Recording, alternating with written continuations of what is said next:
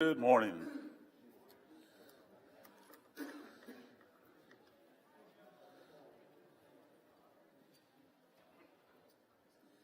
Good morning.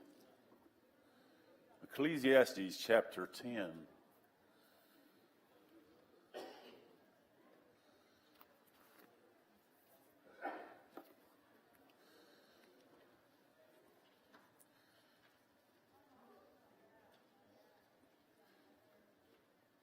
The others have made a push, and Austin is headed in that direction as kind of a theme getting back to the Bible. And you say, well, what does that mean? What that means is that we're encouraging our teachers and also from the pulpit that we have a little more, that you have a little more understanding of what's next, what we're going to study next week. So it allows you the opportunity to prepare for class.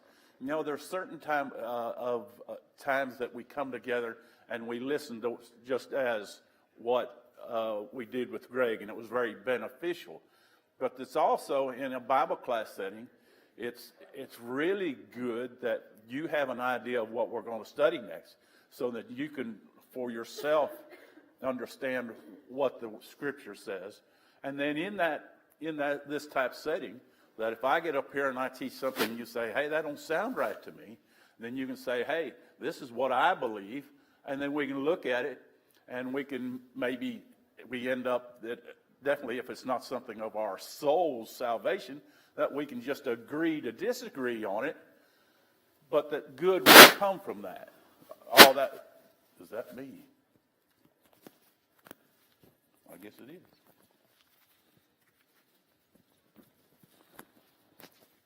Somebody has messed that up. I'll put my cheaters on.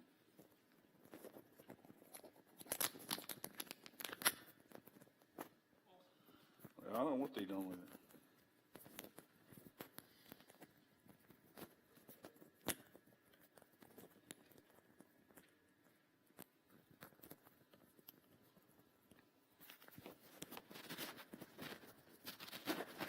It's broke. That's what it is.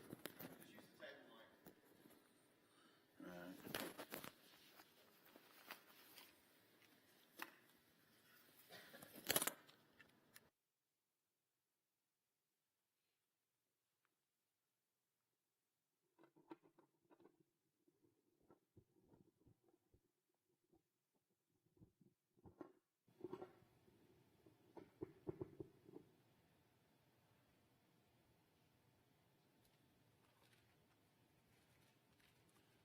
Now, can you hear me? Very good.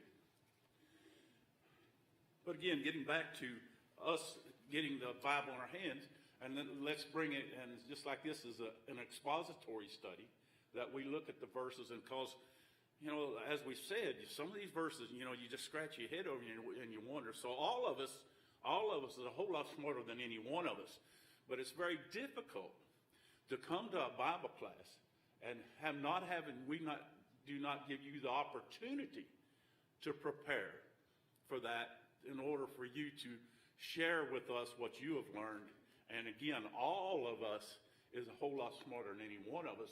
But also, let's getting the Bible back in our hands. The electronic devices is fine. I just find it easier to be able to make a notation or something in a hard copy, so to speak. Or you can use an electronic device and make notes beside. And then again, if there's something there that you have a question about, then you can question afterwards, say, hey, if you don't want to bring it up in here, you can question, say, hey, I don't get that. Can we study that further till we come to a better understanding? So Ecclesiastes has some things that you scratch your head over and you wonder, and we may not, again, come to agreement with the same thing, but I believe we'll all be better off through that study. And that's what we see in chapter 10. We see a transition with Solomon where he had been all these frustrations, and as we talked last week, now he is giving wisdom to make us to apply to our life, that we can apply the words that he is saying now. Not that you can't apply all of them. We learned that he was frustrated, that he used folly, that he tried to experience the wisdom of the world. We learn from his mistakes. Now he's saying these things apply to your life, and it'll make you a better person. And he started off in chapter 10 by talking about dead flies ruin the ointment. So if I bring up somebody's name, let's say Pete Rose, what do you think? Pete Rose, what do you think? What? Baseball. Anything specific? What? Gambling. Gambling, right? Banned from the Hall of Fame. Pete Rose. Do you know what else Pete Rose is known for? He has, there is a plethora. Hey, I learned that word. How you like it? There are a lot of records they have. The number one hits leader. Nobody else is even close to him. But what do they remember about him? He's banned because of his gambling, right?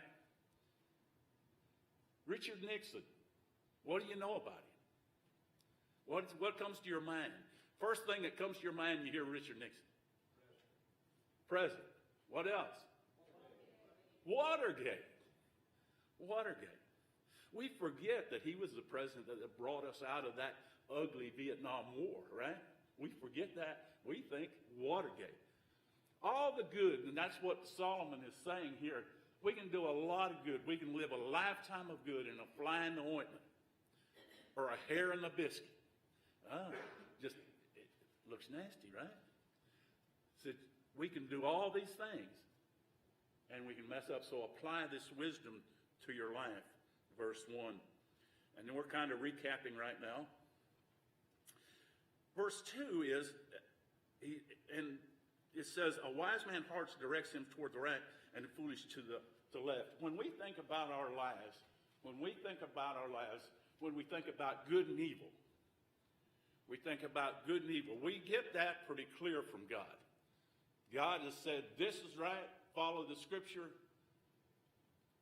So this is wrong. Thou shalt not kill. Easy, right? It's in the life that where it comes under wisdom, and that's what he's putting forth now, is he's stressing to us to follow wisdom. That a lot of our choices in life that we struggle with come under that. We do pretty good most of the time with good and evil. Morally, we're pretty good people, right? Where we struggle is with that choice. When we have a choice and he says, here's a path one way of wisdom, and here's a path the other way of foolishness. Have we all been foolish at times? I speak for me. Yes, I have been foolish at times. Is that foolishness, are we going to allow that foolishness to identify who we are? Is that going to be my legacy, my foolishness, like Pete Rose or even Richard Nixon? Is that what is going to identify us? And going back to the verse preceding, it says, it can be bad enough that it so changed our life, that choice, that foolishness, that we become a sinner. Any thoughts or comments? By using right enough each other, not anywhere close together, they're totally opposite. Yeah, they are. Although sometimes for us they blur, right? You're right. There is a defined line, foolishness and let's see, foolishness was on the left and wisdom on the right. Yeah. They're defined. Follow God's will. God's will is the wisdom. Follow that. But we allow them to blur sometimes. We do. Good point. I don't know what the intent was on the imagery of right and left for sure, but especially in the time, the right hand, for instance, would have been association with blessing and honor, with bestowing that, and that could be one reason why it's associated with a wise man's heart too. Things that are honorable and noble.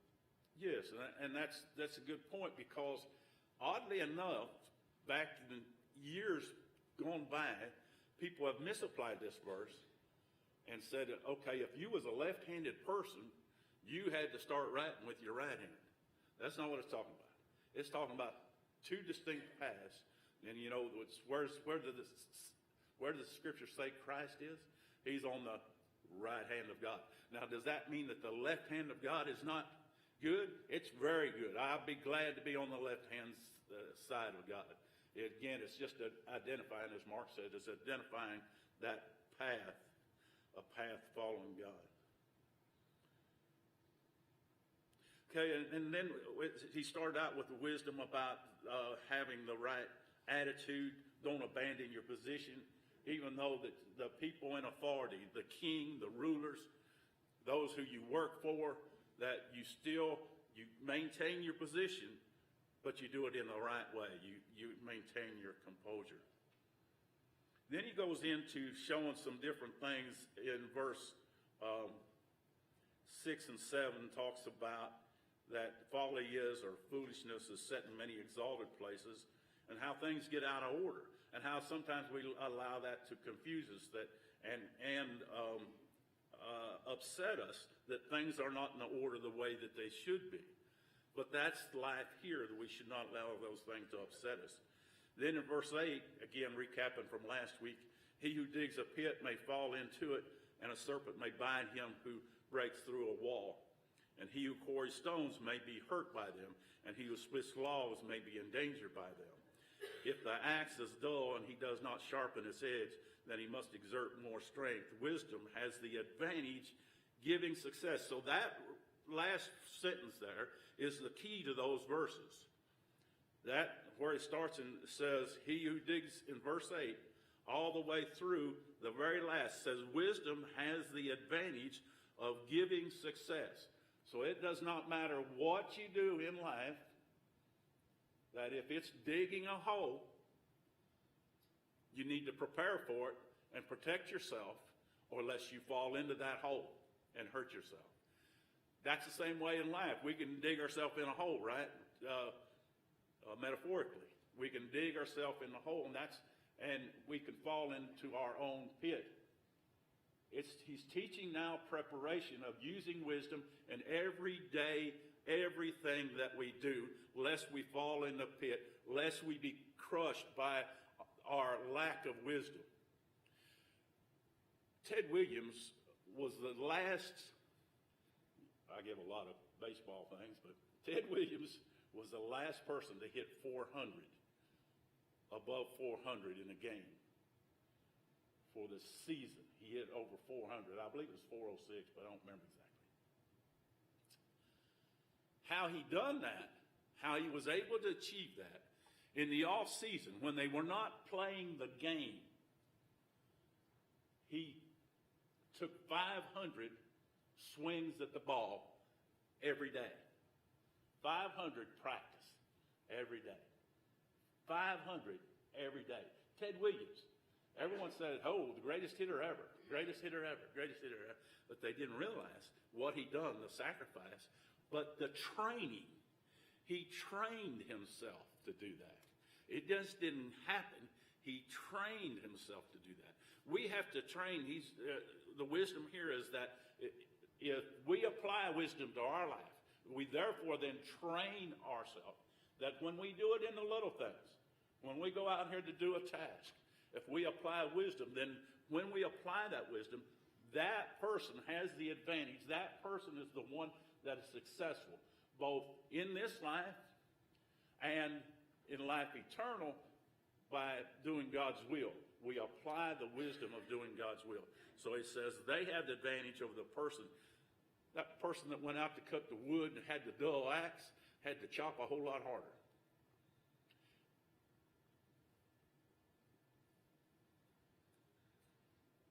And then we see in verse 11, again, the preceding verses talk about having a plan. Now notice what he says in verse 11. What does he mean there? A serpent bites before being charmed. There is no profit for the charmer. And you only want to make a stab at it.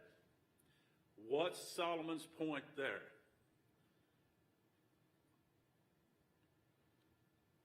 Think about the book of Ecclesiastes, what it said back in chapter 3. Look back at chapter 3. Now he's applying all that he had taught, he's applying. So when we start looking at verse 2, 3, 4, 5, 6, 7, 8, 9, what word sticks out?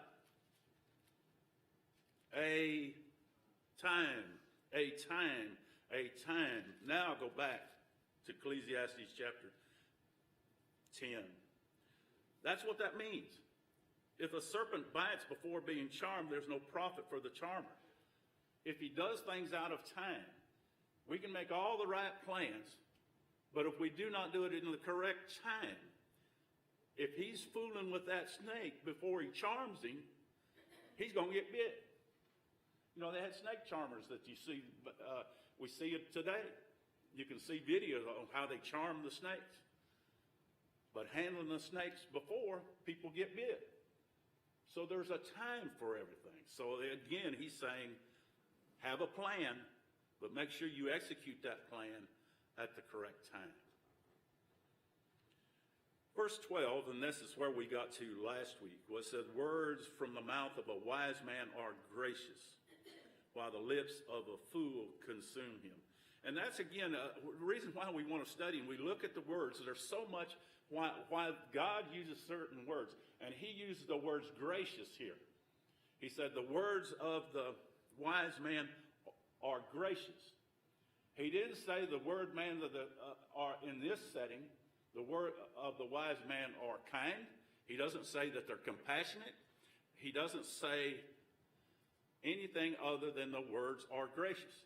Now again, that's why that it's important that we get good translations and we review those other translations to make sure that we get the correct word that's been translated. So why the word gracious? We need to think before we speak. Need to think? Yes. Need to think before you speak. So if I ask you, what does grace, the word grace mean? Somebody tell me what the word grace means. What do we typically say when we're asked about the word grace? We define it as what? Unmerited favor. Something that I don't deserve. I don't deserve what the wise man is giving me. In life, if we will use gracious words, that we will answer in favor. Remember how Christ said that? How did Christ say that? When the guy compels thee to go 1 mile, he said go what? Go 2 miles. That's how a man and woman of God is supposed to react to things in life. We are to be gracious. That person at the checkout counter that was rude, yeah, we'd like to give them a piece of, wouldn't I like to? Oh yeah, I'd like to give them a piece of my mind. Woo. Yeah. When I'm not treated the way that I think I should be treated, I'd like to give them a piece of my mind. But it says be gracious. Treat them better than what they deserve. Bridle your tongue. Yes, bridle your tongue. And even go further than bridle it. Yeah, you're controlling it. Making sure that we give that person a gift. That's hard sometimes, ain't it, Ryan? Somebody doesn't do us the right way, it's hard to give that gift. It's hard. But the person that succeeds is the one that follows God's wisdom. Because then he says, the beginning of his talking is folly, the fool. It consumes him. And the beginning of his talking is folly, and ends in the wickedness and madness. Yet the fool multiplies his words. No man knows what will happen, and who can tell him what will come after him. Sometimes it's just best to say, my bad, I made this mistake. All the time it's really best to say that. It's best to own up and stop the foolishness. Quit trying to explain our way out of. That's why it says, okay, police officer pulls me over, I'm driving 10 mile an hour speed limit, and I start making a lot of, well, I was going to go here, and I was there, and I forgot, and I thought I was going to do this, and thank you for protecting my life. by telling me that I was over the speed limit. Do the right thing. And you know that very conversation I had with my brother-in-law yesterday, he got a speeding ticket. He got a speeding ticket. And so he told me about it. And where I would used to say, well, kind of laugh about his getting a speeding ticket, what I told him is that, hey, how about slowing down? You know, when you think about the miles that you go, he told me how fast. I said, so we want you around. We want you to be safe. It turned into a different conversation. At work, if somebody gets a speeding ticket, everybody's ribbing everybody up. The safe thing is to drive the speed limit. The safest way is when that police officer pulls us over is to accept it as doing the right thing, protecting our lives. But sometimes we want to ramble on, and that's what he's saying. That's foolishness. It seems there's a lot of preparation behind what comes out of someone who's wise, what comes out of their mouth, where the lips of a fool, it's reactive. It's continually going on and on. I think about even in preparing, as you prepare this class, the amount of words you've actually, will say in this will be far greater than what you've actually thought and read and put into it. There's always you really only see the tip of the iceberg because of all the preparation. Where it's quite the opposite with a fool. They make it evident by keep Yeah. on and on and on. And that's kind of back to the Bible thing, Mark. Good point. That in preparation, that you learn things and you start digging out what these words are, and then that allows you, going back to Ted Williams, in the actual game, he was able to respond. He still only hit 400. He didn't hit every one. He hit 400. We're not going to hit 1,000 in life. It's not going to happen. We're not going to be perfect. And nowhere in the Bible does it say that we are expected to be perfect. God knows that we will sin. But he says, follow my will. Do that which is wise.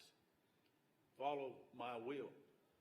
And then as long as you stay in that path, follow that path back to what David made earlier.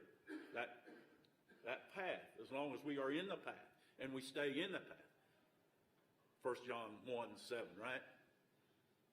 Somebody read that. 1 John 1:7.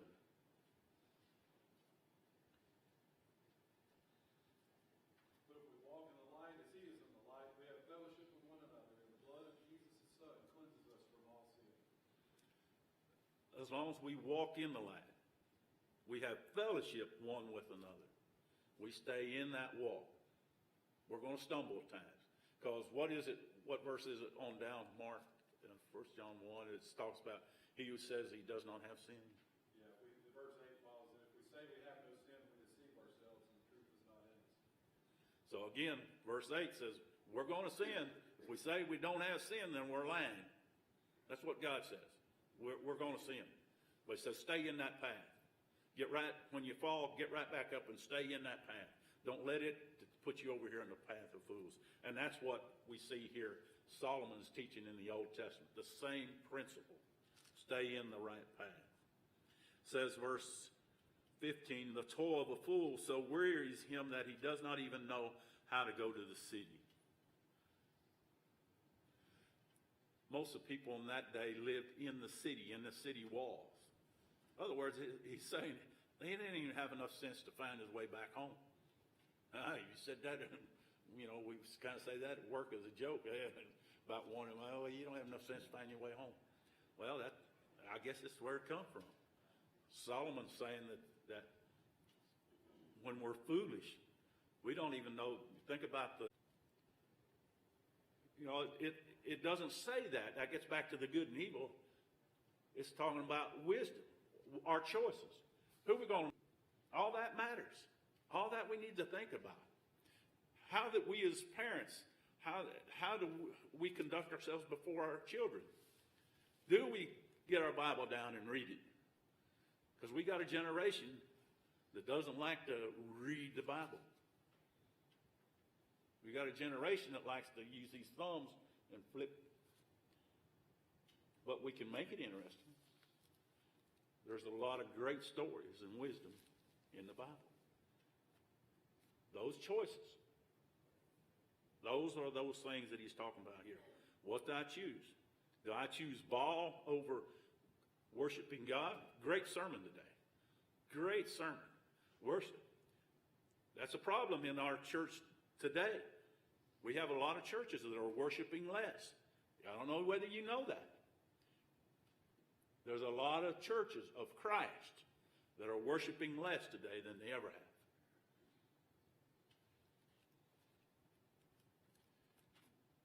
Great lesson. We need to hear that. We need to worship God. We need to worship God.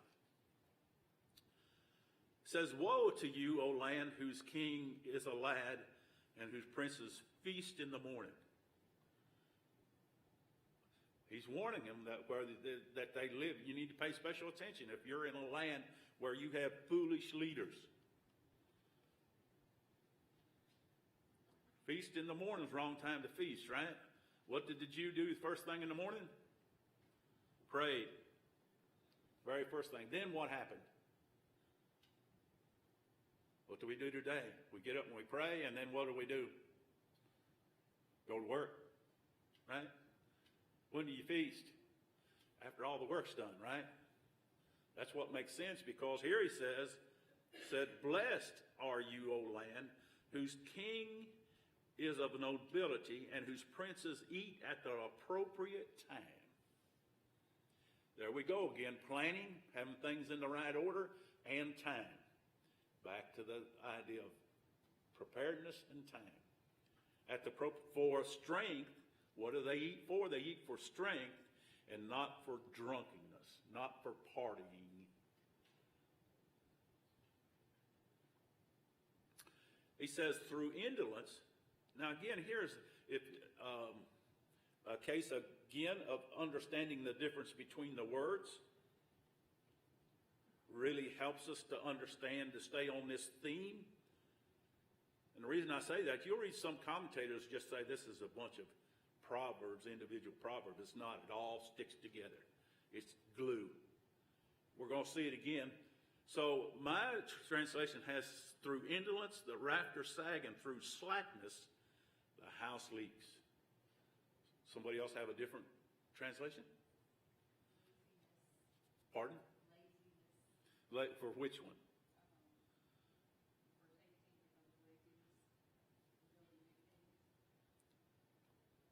That's read the whole verse.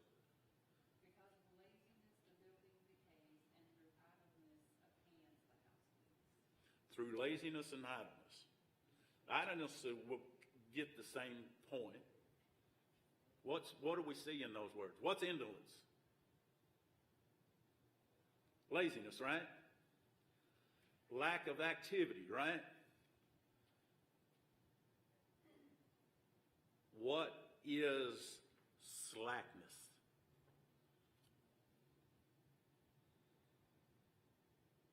Not doing things in a timely manner. No work ethic. At the right time. That's right. The whole verse means bad work ethic. You're right. But again, those paths, he says, okay, so indolence, don't be lazy and don't be slack. Don't have slackness. In other words, maybe that person would eventually get around to doing it. But says, no, that's not good enough. We got to do things at the right time. The right time, like you're saying, the right work ethic. The right work ethic, you show up on time, right? You have the right work ethic. Don't just do it in the right time. So again, he shows that path of wisdom. Going back to, there's a time for everything. It says, men prepare, verse 19. Now here's one of the verses that is difficult to understand. I will give you a way that I understand it. But I will tell you, I've read many commentaries and listened to several different people, and there's about as many interpretations of this verse as they are people. Here we go. It says, men prepare a meal for enjoyment, and wine makes life merry, and money is the answer to everything. Some people want to say that this is a negative verse, that the whole thing is almost like a sarcasm. That obviously that's not true, that Solomon is just being sarcastic at this point. I believe that it is a positive statement.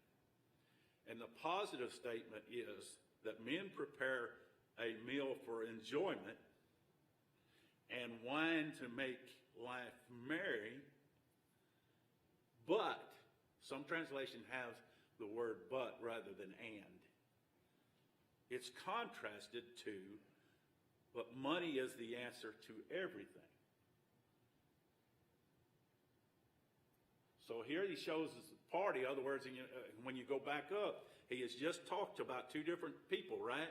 The one that acts foolishly and the one that acts with wisdom. The one that acts foolishly doesn't have any timing to it. And it's all about partying. But the one that acts wise, he says, does it at the appropriate time for strength and not for drunkenness. But money is, and then he talks about building something, taking care of your house is falling apart, taking care of our life at the right time. Money is, in this life, the answer to both of those. In this life, money is the answer. In other words, if we prepare and we're going to eat, we got to appropriate that money for that.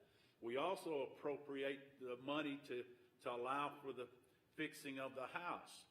We also, as then to give a spiritual application to it, as when we come to the New Testament, it talks about that we are to purpose in our heart what we give to the Lord.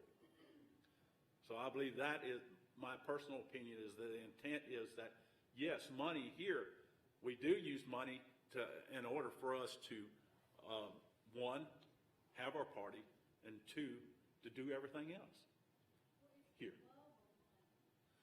The love of money is the root of all evil. Yes, that's right. Good point. Money is not the issue; it's the love of money. But that with that money, there's a correct way to appropriate it, and it comes at the right time. So then, he's not saying there's anything wrong with eating and even having a good time or having a feast, but he's saying, in order to keep everything fixed, everything going in life, because money answers that. Money's today. In order for us to get out to the world, that works that. But we need to purpose in our heart correctly.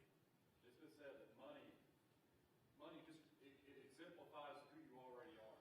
So, if you're, take somebody that's generous and compassionate and loving, and they come into a sum of money, they're more than likely to become even more generous, compassionate, loving with their money. Whereas if they're greedy and stingy and hateful, if they come into a lot of money or whatever they have, they're going to be even more greedy, hateful and evil with that money. It exemplifies everything in our life because it is so integral into everything we do. Very good. And that idea of thought, we'll actually come to get into in chapter 11, but that's a good point. So verse 20. Furthermore, in your bedchamber do not curse a king, and in your sleeping rooms do not curse a rich man, for a bird of the heavens will carry the sound, and the winged creature will make the matter known. So again, in life, when all these things, talking about the ways of a fool, all the time fussing about everything, somebody read James 5, verse 9. Because we can fall into this trap too. Even talking about, okay, so you got a foolish king, not happy about the foolish king. We talk about our government, not happy about our government. What does James 5:9 say? Grudge not one against another, brethren, that ye be condemned. Behold, the judge standeth before the door. Can you question over here a second? Where? Well, I was just thinking about that money. Thing about it is, when you're making money,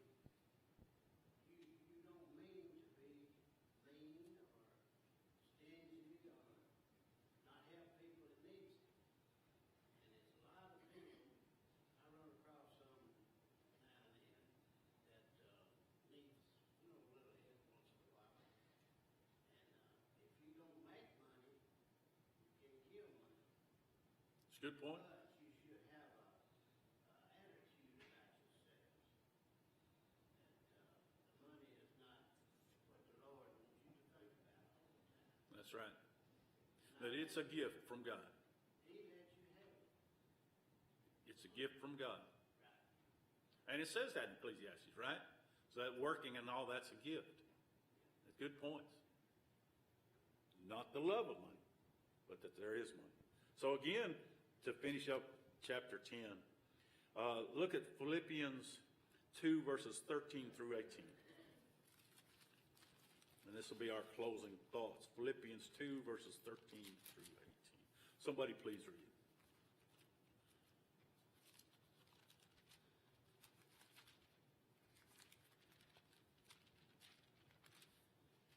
For it is God which worketh in you both to will and to do of his good pleasure, do all things without murmuring and disputing.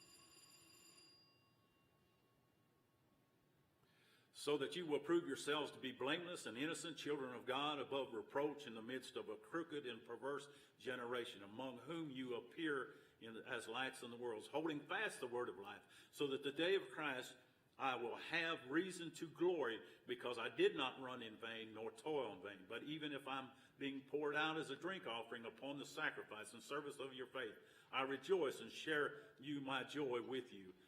You too, I urge, rejoice the same way and share your joy with me. So rejoice, even in times when we don't have the things that we want, we don't have the king that we want, we don't have the president that we want, whatever the case may be. Don't sit around and fuss about it, because we're going to be judged the same way. We're not perfect people. Rejoice in the blessings that we have. Thank you for your attention and comments. Have a good day.